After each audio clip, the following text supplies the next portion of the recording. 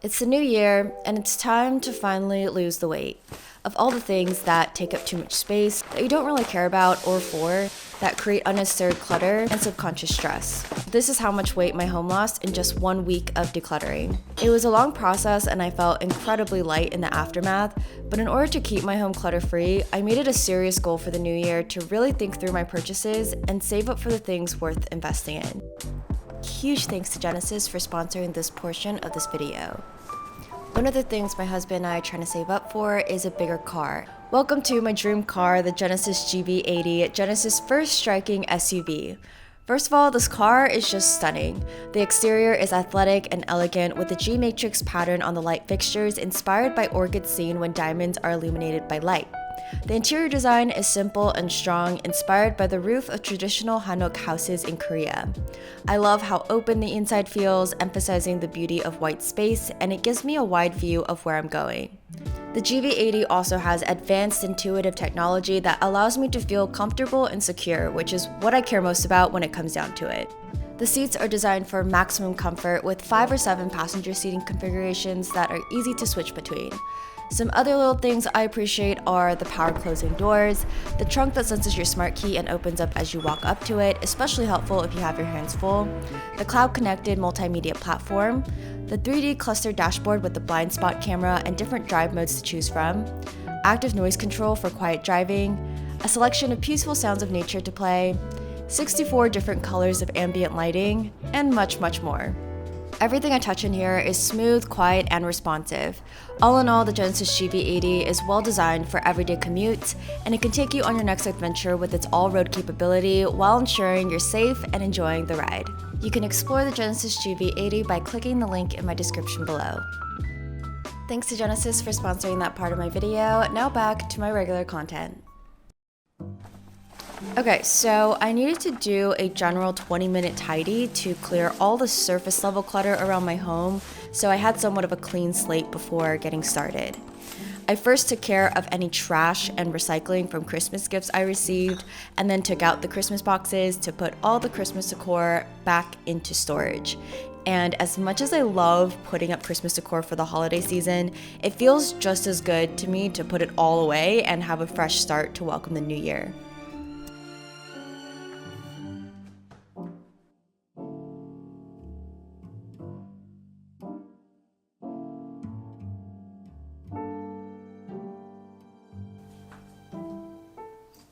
Now for everything in my closet. My strategy for a closet clean out is to lay out everything by category onto my bed. Then I will pretend like I'm shopping for my dream wardrobe, and I only put back the pieces of clothing I'd be willing to repurchase and I know for sure I'm going to wear again and again. All the other clothing items that don't make the cut either go into my still deciding pile or the donation pile.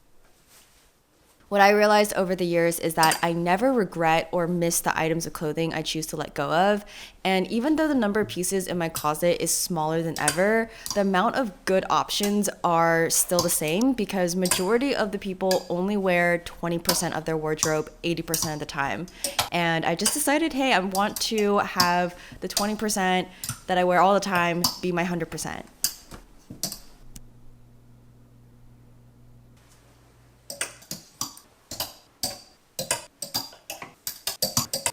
Okay, I have my dresses, blouses, some knits, sweatshirts, sweaters, jackets, outerwear. These are all the excess hangers. Now the goal is to not get tempted to fill these hangers immediately. Feel fresh. This is me being absolutely extra by deciding to refold all of the items in my drawers. But again, I only put back the items I wanted to keep. I also want to make it a habit to neatly put back my clothes or plan out my outfit the night before because I usually end up shoving them back into the drawers if I'm having an indecisive morning.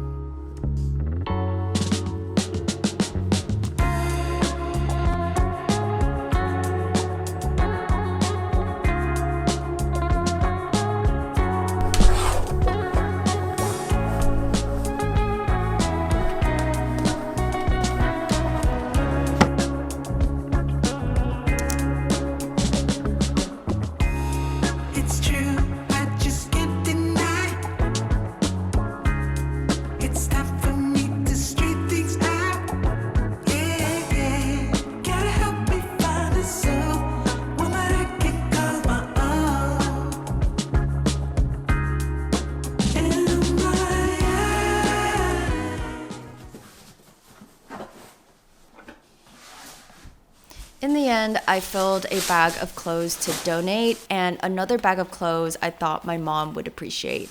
And for all the clothes that I was still unsure about, I'd say about half of them ended up being a no, and the other half I decided to stay with me until my next closet clean out. Sometimes it takes a few rounds before I finally realize that an item of clothing will never be worn and it's time to let it go, and that's okay.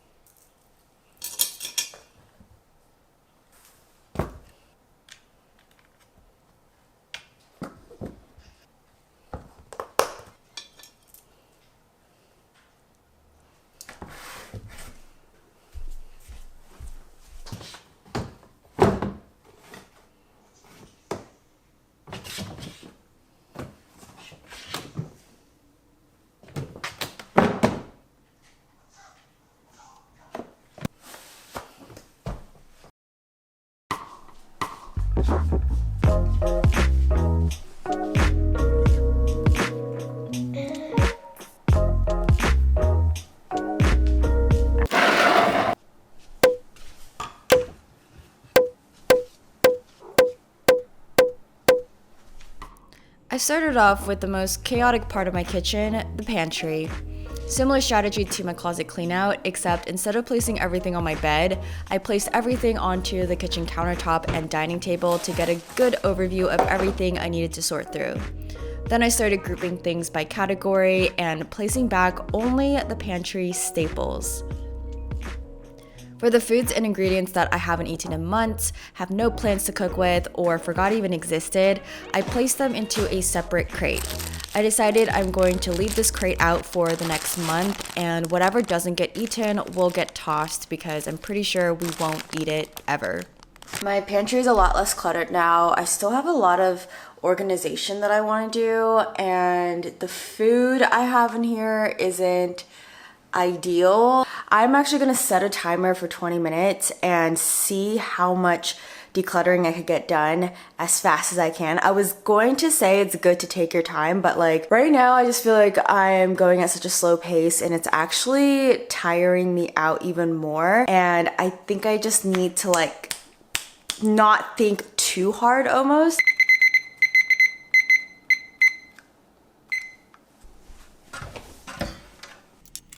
To be honest, I was a bit overwhelmed decluttering my kitchen because I was tempted to get distracted and start cleaning and rearranging where everything goes, but I knew that would slow down my progress of decluttering, so I tried my best to stay focused and simply sort through my inventory. I'll also be deep cleaning my entire home soon, so stay tuned for that in a future video. In a way, setting the timer gave me the sense that I don't have all day and that I should work efficiently on the task at hand, which is to declutter.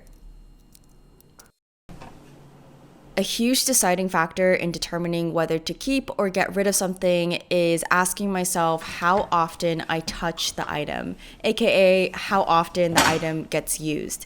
If I never touch the item for whatever reason, either I need to make a plan to have quality time with it soon, or we gotta break up.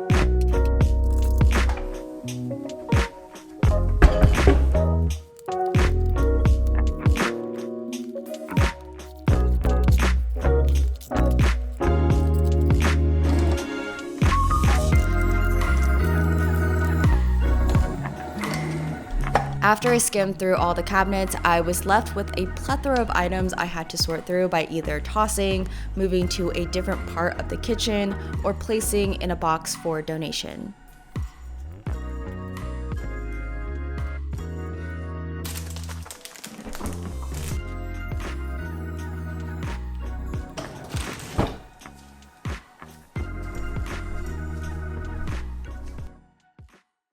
The bathroom is a place where I get clean and beautiful, so I want the items and the placement of items to reflect that vision.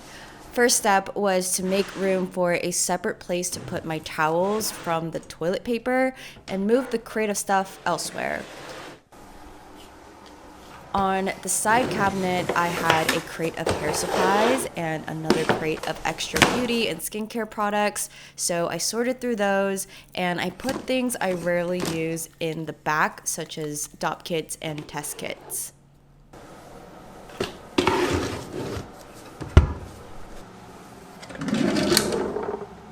This top drawer was kind of gross. I know I just said not to get distracted by cleaning while decluttering, but sometimes you just need to. I cleaned up this drawer, put in all the grooming essentials, and set up a more hygienic way of storing our toothbrushes with this UV light toothbrush sanitizer.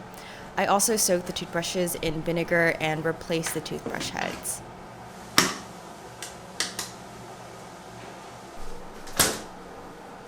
For the medicine cabinet, I wanted to keep my everyday skincare items, and later I ended up moving my nail polishes here as well. As for my makeup, I keep it all in this caboodle, and I really don't like to have more than one makeup product at a time, especially since makeup expires.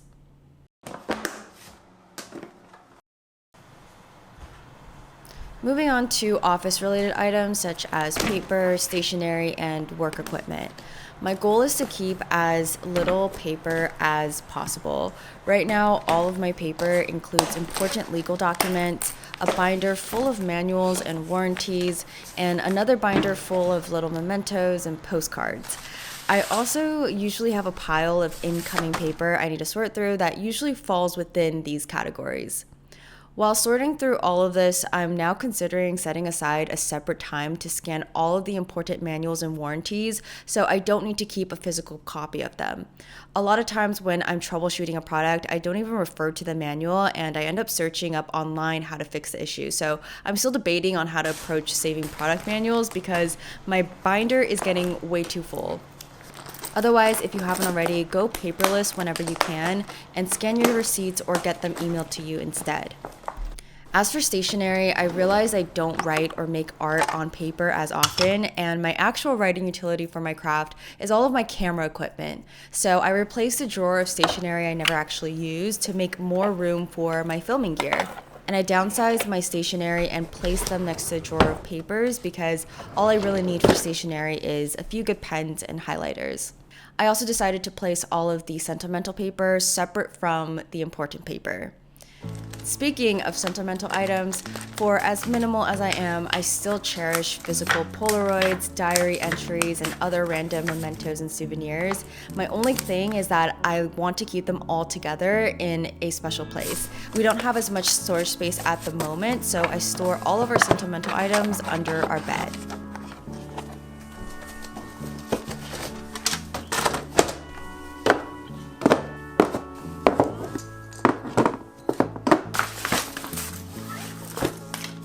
And that is it. I hope you got some motivation to declutter your home because I can say for myself that a huge weight has been lifted.